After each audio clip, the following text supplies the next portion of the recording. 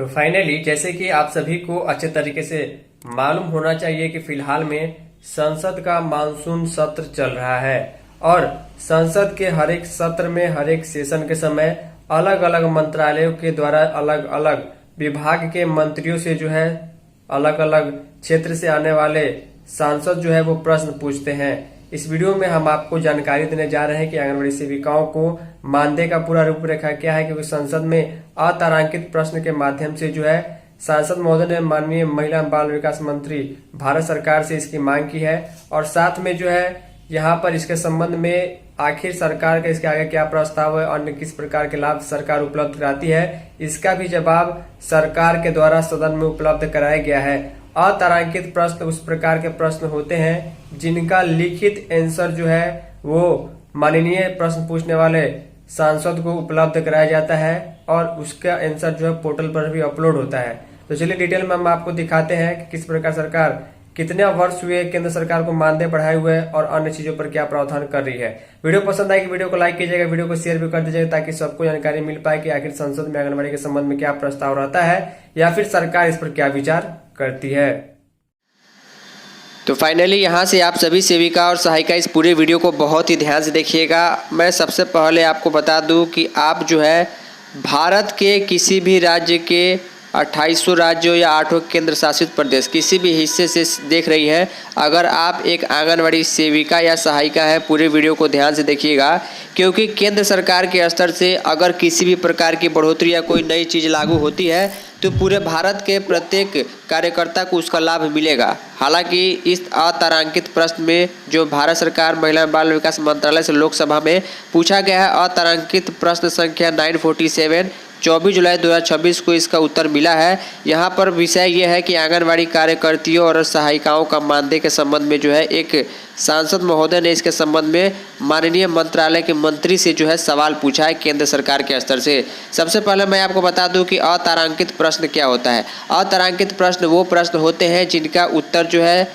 माननीय मंत्रालय के मंत्री को जो है सिर्फ लिखित रूप में देना होता है। एक तरीके से ये फैक्ट्स की जानकारी या सरकार की योजनाओं की जानकारी जो है संसद के अन्य सदस्य मंत्रालय से मांग सकते हैं कि आखिर सरकार इस पर क्या विचार कर रही है। तो मानदेय के संबंध में सरकार का क्या विचार है, चलिए नीचे डिटेल की तरफ हम आते हैं। मैं उम्मीद करूंगा कि इस चैनल को भी जो है आप लोग प्लीज़ सब्सक्राइब जरूर कीजिएगा, क्योंकि इन्फॉर्मेटिव जानकारी आपको यहाँ भी देखने को मिलती रहती है। तो ध्यान दीजिएगा, नीचे की तरफ आएंगे तो यहाँ पर जो सांसद है अमरा राम, इनके द्वारा पूछा गया कि क्या महिला एवं बाल विकास मंत्री यह बताने की कृपा करेंगे। 2 सवाल मंत्रालय से पूछा गया केंद्र सरकार के महिला एवं बाल विकास मंत्री से कि देश में कार्यरत आंगनबाड़ी सेविकाओं और सहायिकाओं की संख्या और रिक्त पदों की संख्या राज्यवार कितनी है, यानी कि किस राज्य में सेविकाओं की और सहायिकाओं की कितनी सीटें खाली हैं। इसके अलावा उन कार्यकर्ताओं को सहायिकाओं को मासिक रूप से जो मानदेय की कुल राशि दी जा रही है वो कितनी है। उक्त मानदेय में केंद्र और राज्य सरकार का अनुपात राज्यवार कितना है।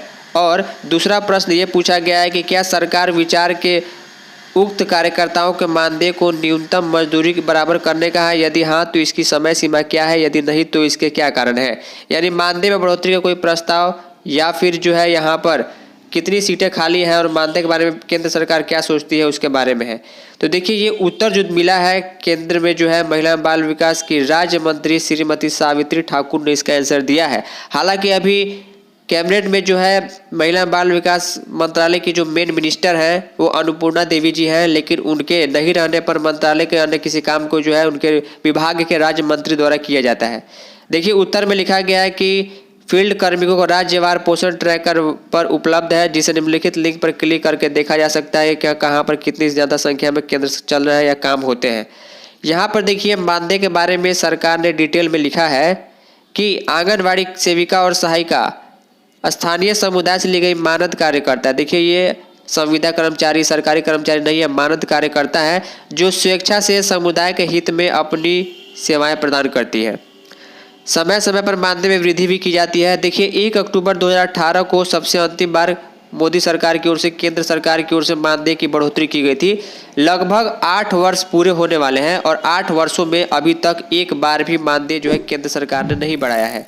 अभी जो है 1 अक्टूबर 2018 से जो है 4500 रुपये सभी राज्य की सेविकाओं को केंद्र सरकार देती है, 2250 रुपये सभी राज्य की सहायिकाओं को केंद्र सरकार देती है। लेकिन किसी राज्य में वहाँ की सरकार ज़्यादा पैसा मिलाती है तो सेविकाओं को मानदेय कम ज़्यादा मिलता है। नीचे आएंगे, यहाँ पर देखिए लिखा गया है, इसके अतिरिक्त राज्य सरकार और यूनियन टेरिटरीज के क्षेत्रों में स्वयं के संसाधनों से आंगनबाड़ी सेविकाओं सहायिकाओं को अतिरिक्त मौद्रिक प्रोत्साहन यानी मानदेय अतिरिक्त टॉपअप भी प्रदान किया जाता है। और उसका डिटेल भी नीचे दिया गया है कि किस राज्य में जो है आखिर कितना मानदेय है, क्योंकि जो है वहाँ की राज्य सरकार अगर ज़्यादा पैसा मिलाएगी तो ज़्यादा पैसा मिलेगा, अगर किसी राज्य में सरकार कम पैसा मिलाती है तो वहाँ का मानदेय कम होता है। इसके अलावा 500 रुपये प्रति महीने जो है सेविकाओं के लिए और सहायिकाओं को 250 रुपये प्रति महीने प्रोत्साहन राशि का भी प्रावधान किया गया है। इसके अलावा पोषण ट्रैकर ऐप एक मोबाइल ऐप है जिसमें सभी तरीके के तकनीकी काम जो है यहाँ पर कराया जाता है सेविकाओं से। हालांकि ये बात अलग है कि मोबाइल को लेकर पूरे देश भर में समस्या है, नया मोबाइल नहीं मिलने के चलते जो है खास करके बिहार में सेविकाएं ठीक से काम नहीं कर पा रही है। इसके अलावा प्रमोशन का भी पूरा जो है वो ख्याल रखा गया, उसका भी नियम है। अवकाश का भी नियम यहाँ पर है कि आंगनबाड़ी सेविकाओं सहायिकाओं को एक वर्ष में 20 दिनों का अर्जित अवकाश और 180 दिनों का सवैतनिक मातृत्व अवकाश, यानी कि अगर कोई प्रेग्नेंट है, उनकी डिलीवरी होने वाली है तो लगभग 6 महीनों का मातृत्व अवकाश भी प्रदान किया जाता है। और अच्छी बात यह है कि उसका पेमेंट भी मिलता है, पेमेंट नहीं कटता है। इसके अलावा सरकार ने आंगनबाड़ी सेविकाओं सहायिकाओं के लिए जो है पेंशन योजना के नामांकन के लिए भी प्रोत्साहन करने की बात कही गई है। और यहाँ पर ये तो आपको मालूम है, आपके पैसे आपके अकाउंट से भी 436 रुपये हर वर्ष कटते होंगे, जिसमें जो है 2 लाख रुपए का जीवन बीमा जो है जीवन ज्योति बीमा योजना, इसके अलावा जो है प्रधानमंत्री सुरक्षा बीमा योजना, ये 2 योजनाएं जो है सरकार अपने ओर से पेमेंट करा करके आपको देती है। रिटायरमेंट का लाभ अभी जो है 30 अप्रैल को, हर वर्ष जो है 30 अप्रैल को काउंटिंग करने की बात कही गई है। जिस प्रकार आपको मालूम है कि जो निर्वाचन आयोग है, भारतीय निर्वाचन आयोग 1 जनवरी को हर वर्ष जो है ये काउंट करता है कि जिनकी भी उम्र 18 वर्ष हो गई है, 1 जनवरी को अगर पार कर गई है या हो गई है तो ही उनको नया वोटिंग का अधिकार मिलेगा। तो ये जो है 1 जनवरी जिस प्रकार भारतीय निर्वाचन आयोग के लिए वोटर आईडी बनवाने के लिए एक न्यूनतम एक फिक्स जो है डेट होता है, वैसे 30 अप्रैल को जो है रिटायरमेंट का डेट फिक्स करने की बात कही जा रही है। इसके अलावा प्रतिवर्ष 5 लाख रुपए का जो है स्वास्थ्य बीमा उपलब्ध कराया जाता है, प्रधानमंत्री जन आरोग्य बीमा या फिर जिसको आयुष्मान कार्ड कहते हैं। तो इतनी सारी चीज़ें हैं, लेकिन मानदेय के बढ़ोतरी के बारे में अभी कोई भी उम्मीद नहीं है। आप लोग अभी केंद्र सरकार से भी उम्मीद नहीं करें। हाँ, जब लोकसभा का चुनाव आएगा तो शायद उस समय कोई बढ़ोतरी हो सकती है, क्योंकि अंतिम बढ़ोतरी 2018 में ही हुई थी। अब चलिए नीचे की तरफ आते हैं, हम आपको मानदेय का डिटेल बताते हैं कि अन्य राज्यों में किस प्रकार क्या रहने वाला है। तो मानदेय डिटेल के लिए जैसे ही हम नीचे आएंगे, यहाँ पर आपको जो है देखने को मिल जाएगा कि किस राज्य में जो है किस प्रकार जो है सेविकाओं सहायिकाओं का मानदेय जो है राज्य की सरकार मिलाती है तो उनका पैसा मिलता है।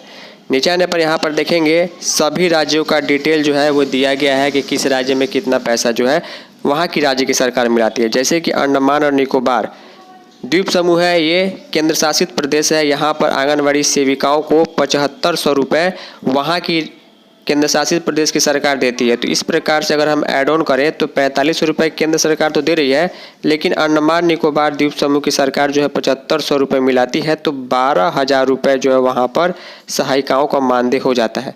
ठीक उसी प्रकार सहायिकाओं के लिए जो है यहाँ पर 5750 रुपये मिलाती है और 2250 रुपये जो है केंद्र सरकार देती है। तो कुल मिलाकर हम देखेंगे तो 8000 रुपये मानदेय जो है वहाँ पर सहायिकाओं का होता है। बिहार के लिए देखिए यहाँ पर क्लियरली एग्जाम्पल समझने के लिए यहाँ पर देखिए 5 नंबर पर बिहार है। 4500 रुपये राज्य सरकार देती है और 4500 रुपये जो है केंद्र सरकार भी देती है। तो कुल मिलाकर 9000 रुपये मानदेय यहाँ पर मिलता है। ठीक उसी प्रकार 2250 रुपये जो है वो राज्य सरकार भी देती है और 2250 रुपये जो है वो केंद्र सरकार भी देती है। तो दोनों को मिलाकर 4500 रुपये मानदेय जो है सहायिकाओं का हो जाता है। इस लिस्ट को देखकर आप समझ पाइएगा कि किस राज्य में जो है कितना मानदेय सेविकाओं सहायिकाओं को हो पाएगा। पूरे 3600 यहाँ पर टोटल 28 राज्य और 8 केंद्र शासित प्रदेश है, तो कुल मिलाकर 3600 का डिटेल दिया गया है।